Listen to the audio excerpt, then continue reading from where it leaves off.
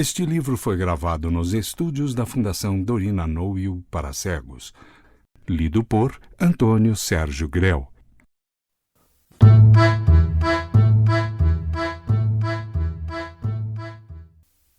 Teoria do Medalhão. Autor Machado de Assis.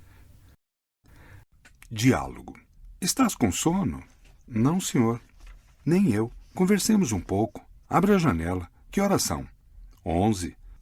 Saiu o último conviva do nosso modesto jantar. Com que, meu Peralta, chegaste aos teus 21 anos? Há 21 anos, no dia 5 de agosto de 1854, vinhas tu à luz, um pirralho de nada, e estás homem, longos bigodes, alguns namoros. Papai, não te ponhas com denguices e falemos como dois amigos sérios. Fecha aquela porta. Vou dizer-te coisas importantes. Senta-te e conversemos. 21 anos, algumas apólices, um diploma. Podes entrar no parlamento, na magistratura, na imprensa, na lavoura, na indústria, no comércio, nas letras ou nas artes. Há infinitas carreiras diante de ti. 21 anos, meu rapaz, formam apenas a primeira sílaba do nosso destino. O mesmo Pitt, nota, William Pitt, o jovem, 1759 e 1806, assumiu o cargo de primeiro-ministro britânico em 1783, com 24 anos. Fim de nota. E Napoleão, apesar de precoces, não foram tudo aos 21 anos. Mas, qualquer que seja a profissão da tua escolha, o meu desejo é que te faças grande e ilustre, ou pelo menos notável, que te levantes acima da obscuridade comum. A vida, Janjão, é uma enorme loteria. Os prêmios são poucos, os malogrados inúmeros, e com os suspiros de uma geração é que se amassam as esperanças de outra. Isto é a vida, não há planger, nem imprecar, mas aceitar as coisas integralmente, com seus ônus e percalços, glórias e desdouros, e ir por diante. Sim, senhor. Entretanto, assim como é de boa economia guardar um pão para a velhice, assim também é de boa prática social acautelar um ofício para a hipótese de que os outros falhem ou não indenizem suficientemente o esforço da nossa ambição. É isto que te aconselho hoje, dia da tua maioridade. Creia que lhe agradeço, mas que ofício não me dirá? Nenhum me parece mais útil e cabido que o do medalhão. Ser medalhão foi o sonho da minha mocidade. Faltaram-me, porém, as instruções de um pai, e acabo, como vês, sem outra consolação e relevo moral, além das esperanças que deposito em ti. Ouve-me bem, meu querido filho, ouve-me e entende. És moço, tens naturalmente o ardor, a exuberância, os improvisos da idade. Não os rejeites, mas modera-os de modo que aos 45 anos possas entrar francamente no regime do aprumo e do compasso. O sábio que disse, a gravidade é um mistério do corpo, definiu a compostura do medalhão. Não confundas essa gravidade com aquela outra que, embora resida no aspecto, é um puro reflexo ou emanação do espírito. Essa é do corpo, tão somente do corpo, um sinal da natureza ou um jeito da vida. Quanto à idade de 45 anos... É verdade. Por que 45 anos? Não é, como pode supor, um limite arbitrário, filho do puro capricho. É a data normal do fenômeno. Geralmente, o verdadeiro medalhão começa a manifestar-se entre os 40 e 50 anos, conquanto alguns exemplos se deem entre os 55 e 60, mas estes são raros. Há os também de 40 anos e outros mais precoces, de 35 e de 30. Não são, todavia, vulgares. Não falo dos de 25 anos. Esse madrugar é privilégio do gênio. Entendo. Venhamos ao principal. Uma vez entrado na carreira, deves pôr todo o cuidado nas ideias que houveres de nutrir para uso alheio e próprio. O melhor será não as ter absolutamente, coisa que entenderás bem, imaginando, por exemplo, um ator defraudado do uso de um braço. Ele pode, por um milagre de artifício, dissimular o defeito aos olhos da plateia, mas era muito melhor dispor dos dois. O mesmo se dá com as ideias. Pode-se, com violência, abafá-las, escondê-las até a morte, mas nem essa habilidade é comum, nem tão constante esforço conviria ao exercício da vida. Mas quem lhe diz que eu... Tu, meu filho, se não me engano, pareces dotado da perfeita inópia mental, conveniente ao uso deste nobre ofício. Não me refiro tanto à fidelidade com que repetes numa sala as opiniões ouvidas numa esquina e vice-versa, porque esse fato, posto indique certa carência de ideias, ainda assim pode não passar de uma traição da memória. Não, refiro-me ao gesto correto e perfilado com que usas expender francamente as tuas simpatias ou antipatias acerca do corte de um colete, das dimensões de um chapéu, do ranger ou calar das botas novas. Eis aí um sintoma eloquente, eis aí uma esperança.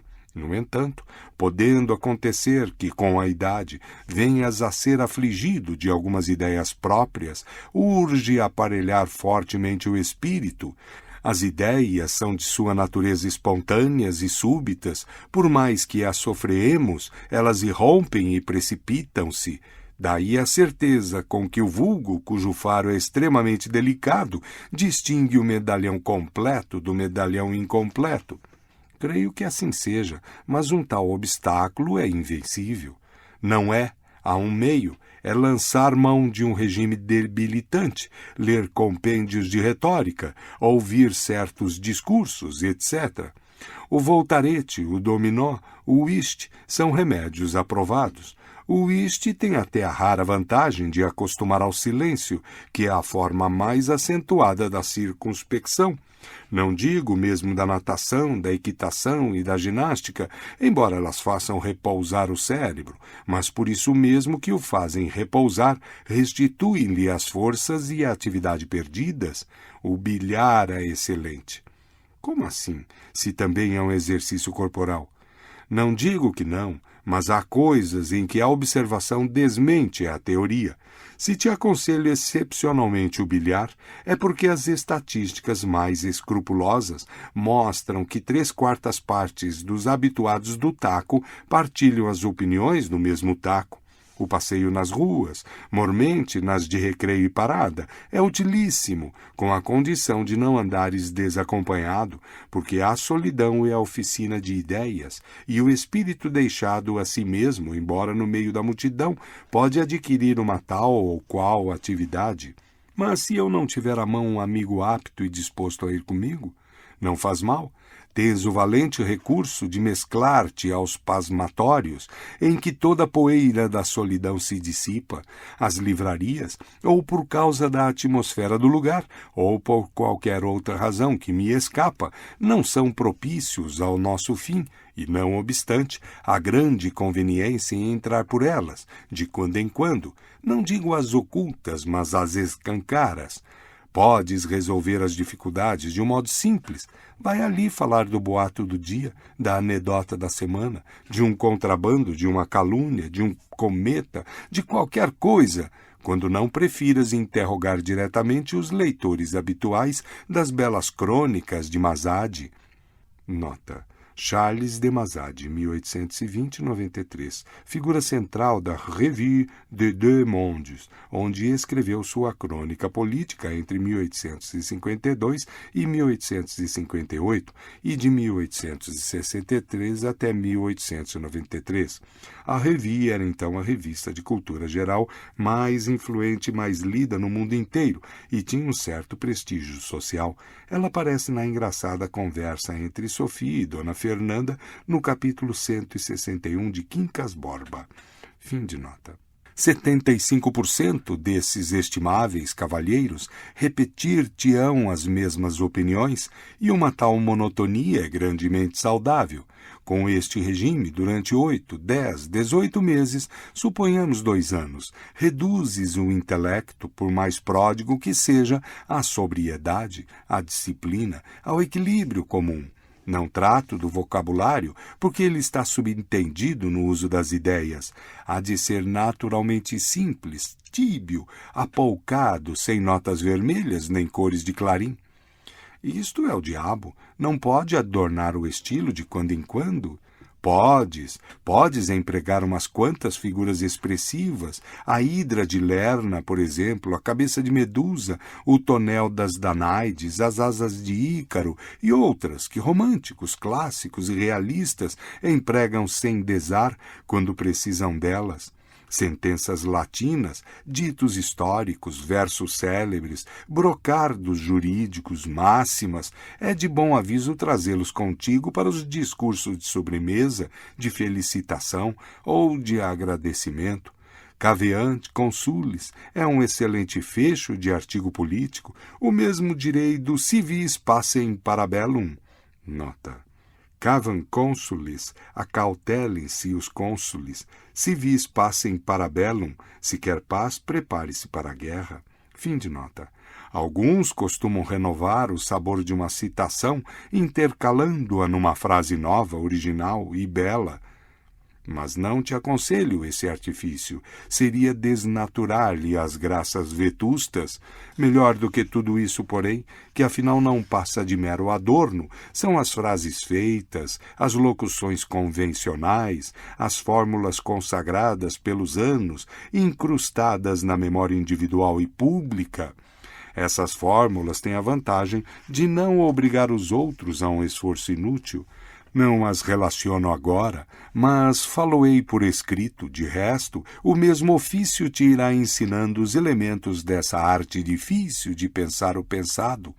Quanto à utilidade de um tal sistema, basta figurar uma hipótese, faz-se uma lei, executa-se, não produz efeito, subsiste o mal.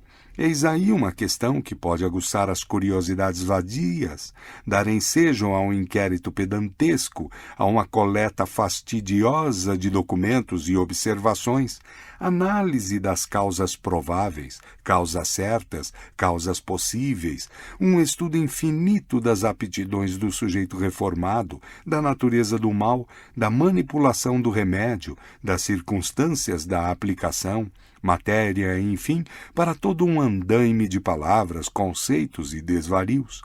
Tu poupas aos teus semelhantes todo esse imenso arranzel, tu dizes simplesmente, antes das leis, reformemos os costumes. E esta frase sintética, transparente, límpida, tirada ao pecúlio comum, resolve mais depressa o problema, entra pelos espíritos como um jorro súbito de sol. Vejo por aí que vosmecê condena toda e qualquer aplicação de processos modernos. Entendamo-nos, condeno a aplicação, louvo a denominação. O mesmo direi de toda a recente terminologia científica, deves decorá-la, conquanto o rasgo peculiar do medalhão seja uma certa atitude de Deus terme.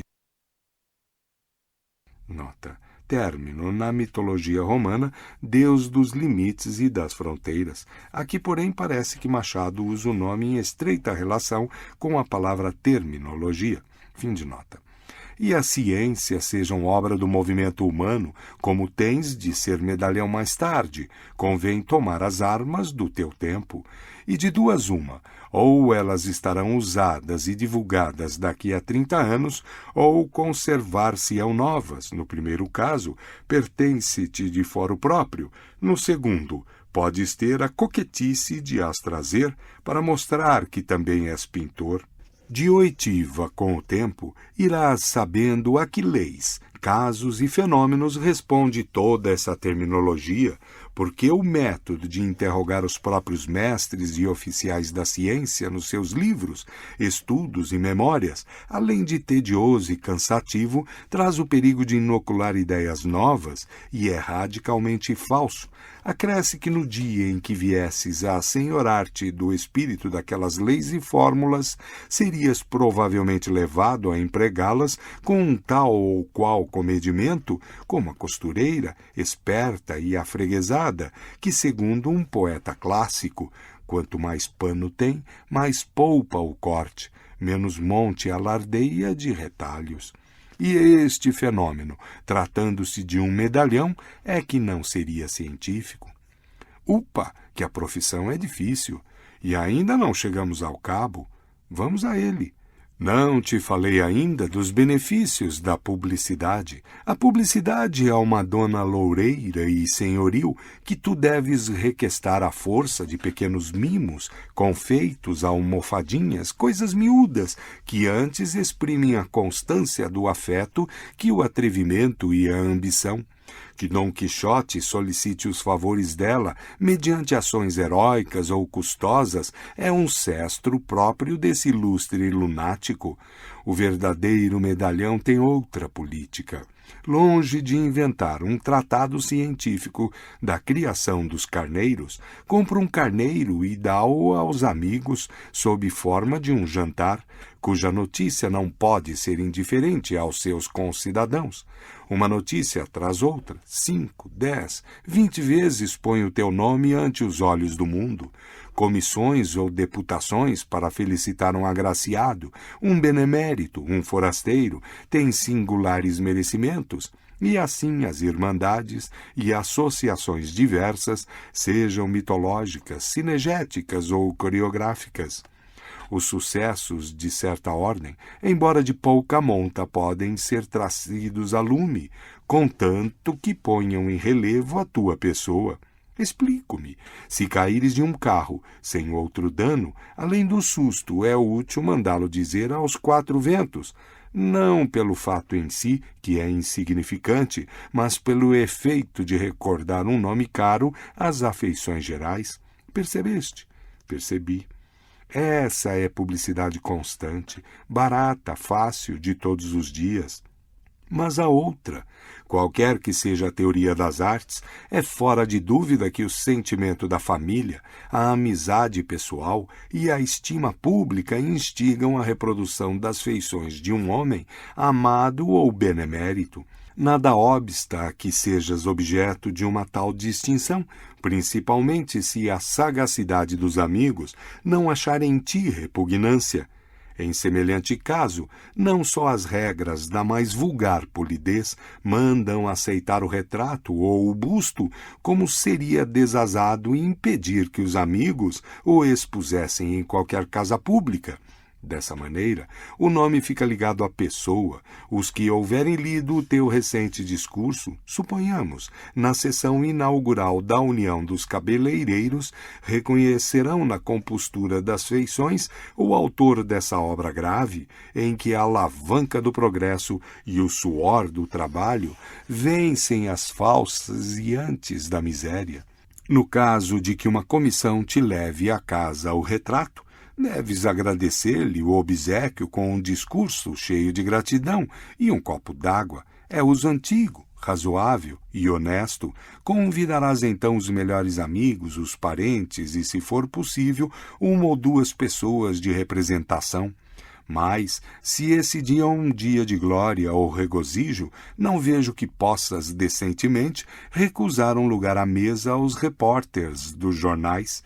Em todo o caso, se as obrigações desses cidadãos os retiverem noutra parte, podes ajudá-los, de certa maneira, redigindo tu mesmo a notícia da festa, e dado que por um tal ou qual escrúpulo, aliás desculpável, não queiras com a própria mão anexar ao teu nome os qualificativos dignos dele, incumbe a notícia a algum amigo ou parente. Digo-lhe o que vosmecê me ensina não é nada fácil. Nem eu te digo outra coisa. É difícil, come tempo, muito tempo, leva anos, paciência, trabalho, e felizes os que chegam a entrar na terra prometida. Os que lá não penetram, engole-os a obscuridade, mas os que triunfam, e tu triunfarás, crê-me, verás cair as muralhas de Jericó ao som das trompas sagradas. Só então poderás dizer que estás fixado.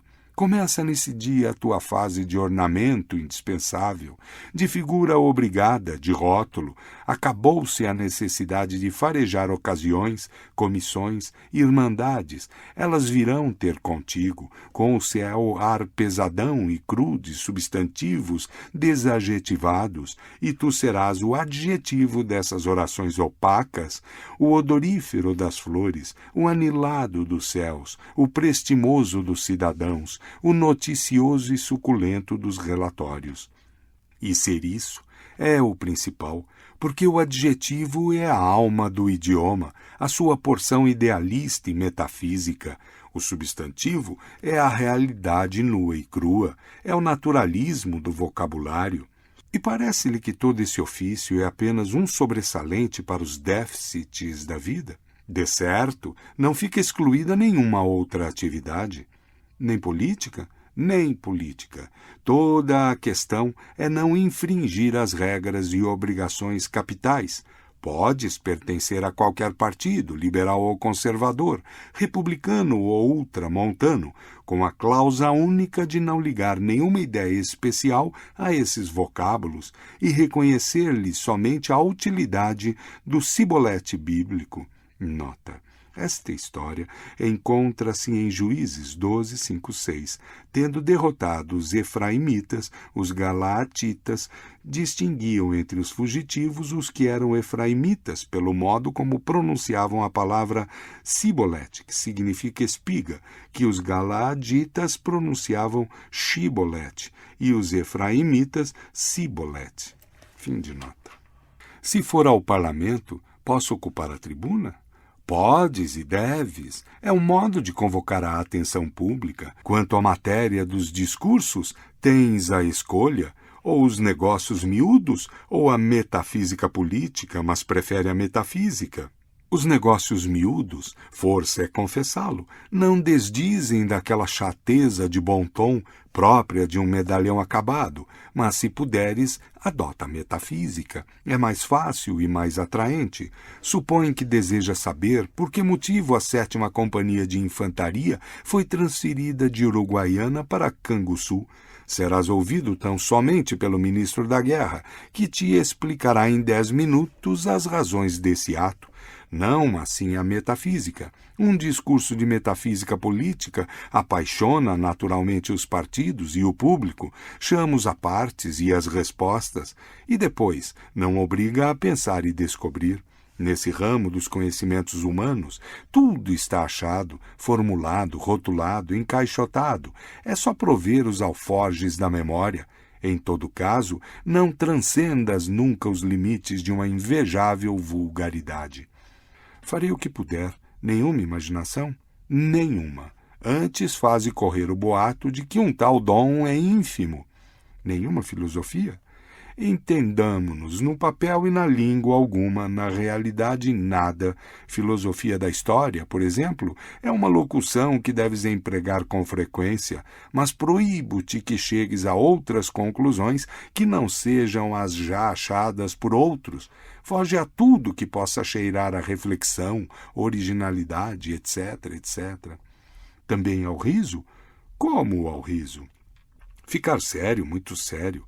Conforme, tens um gênio folgazão, prazenteiro, não hás de sofreá-lo nem eliminá-lo, podes brincar e rir alguma vez. Medalhão não quer dizer melancólico. Um grave pode ter seus momentos de expansão, alegre, somente, e este ponto é melindroso. Diga, somente não deves empregar a ironia. Esse movimento ao canto da boca, cheio de mistérios, inventado por algum grego da decadência, contraído por Luciano, transmitido a Swift e Voltaire, feição própria dos céticos e desabusados. Nota. Luciano de Samosata, 125 a 190 a.C., sofista e satirista grego, conhecido por seus diálogos satírico que exerceram forte influência em escritores posteriores, é um dos preferidos de Machado. Fim de nota. Não, usa antes a chalaça, a nossa boa chalaça amiga, gorducha, redonda, franca, sem biocos nem véus, que se mete pela cara dos outros, estala com uma palmada, faz pular o sangue nas veias e arrebentar de riso os suspensórios. Usa a chalaça.